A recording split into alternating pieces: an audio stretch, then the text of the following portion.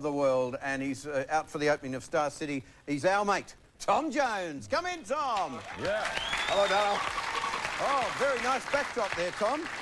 Yeah, it's not bad, is it? It's not bad. It's a lovely city, isn't it? Yes, it is. You enjoy coming to Australia, don't you? Very much so. Yes, I do. But they're all normally, you know, very, very torrid times for you because you whip down, you get yourself involved in this case, it's opening the casino, Yep. Star City, but it's always a tour and you're romping around the country and you just seem to perform every night. You don't seem to take much time off. Are you planning to take more time off as you get older? No, because I'm not going to get older. That's the first thing. No, you're in your 20s now and you're holding up really well. That's right. No, I still do about 200 shows a year, and I enjoy it. I do it because I love to sing, and it gives me a chance to travel all over the world and see different people, and I'm enjoying it as much now as I ever did, so I'd like to continue to do that. Well, you're very disciplined with it too, because you seem to work out nearly every day. Yeah, I try to anyway. Partly to work off the supper after the after That's the gig. right.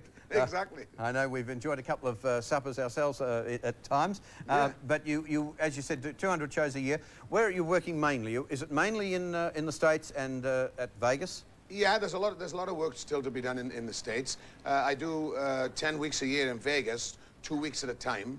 So that's spread out over the year, in Atlantic City and Lake Tahoe and Reno, all that kind of thing. They're the first things we put in when we're working out a new tour. And then we fill in dates all over the place, all over the world, actually. So, but most of it is done in the States. Right. What was the Star City opening like? We've got a little bit of footage of you performing Right. there at the moment. Well, it was great, you know. I mean, there was a few kinks we had to iron out because it was the first time anybody had sung in the room. Right, So, of course. And did you bring your own band and own singers out? Yeah. My own band, my own singers. So we self-contained, you know, my own sound, my own lighting people, and but it was the first time anybody had performed in that room. So I think the second night was better as far as sound was concerned. Yes. For myself, you know it is with new places, but everybody seemed to enjoy it, and so tonight will be the fourth night that I will have sung here, and if tonight goes like it did last night, then everything will be fine. Where can you buy those wet shirts? They're great. It's It only takes you one number into the show, and the energy is such that you're wet through. Exactly. Well, I mean, I think I would perspire if I was on the North Pole or the South Pole, if you like. I mean, Some of the ladies in the audience are wet through too, aren't they, Mr. Jones? yeah, well, but it's an exciting thing, you know, and I get wound up, I get worked up when I perform, and I perspire a lot. Yeah, you do. I just wonder about wardrobe. You don't have a wardrobe person that travels with you, but you must have so many outfits because you're doing so many shows. How do you Yep. cope with that? And do you have two great big cases or something to start with? Yeah, travel cases, you know, but I try to keep the colors basic, either white shirts or black shirts and black pants, and so you don't have to sort of think about too many colors, you know, what will go with what. Right. And I think that it works better that way. Well, we have a big special airing next Tuesday on 9 at 9:30. It's called Tom Jones for One Night Only. This was the special that you did only last year. Is that true? Yes, we did it for Christmas in England. It came out on Christmas Eve in England, so it's a very good special. I enjoyed doing it. And a few guests? Yeah, Tony Braxton is on there. Bryn Terfel, who was a Welsh singer, who was a baritone. He's an opera singer too, isn't he? Yeah, he's a Welsh opera singer, baritone. And Mark Knopfler is also on there. So the three guests are different from one another, and I do duets with each one, which makes for a very interesting show. Yeah, I've actually seen a little preview of it, and we have footage of you here with I think Tony Braxton. Where you think you're doing Knock on Wood with Tony? Yeah. She's a great singer. Yeah, it's a great combination of you. You seem to be able to work with people in all different areas, and you mentioned Bryn. How do you pronounce Bryn's second name? Terfel. Terfel. Yeah, Terfel. It's a Welsh name. He's from Northern Wales, is he? Yes, he is, from Snowdonia, you know, which is the highest mountain in North Wales. So, but he's a great singer.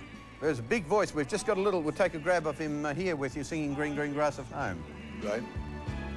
It's good to touch the green, green grass of home. Gee, it'd be rare for you to be on stage and singing with someone who has a big voice as big as yours. I mean, Yeah. he was great, but he didn't.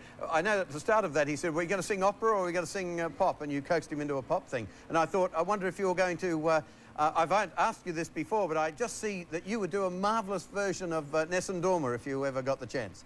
Well, I would like to try it, but I think you have to study for opera. You know, it's only there's one way to sing opera, and I think you have to study, and that's why I never really went in for it, because it seemed too much like hard work to me. Yeah.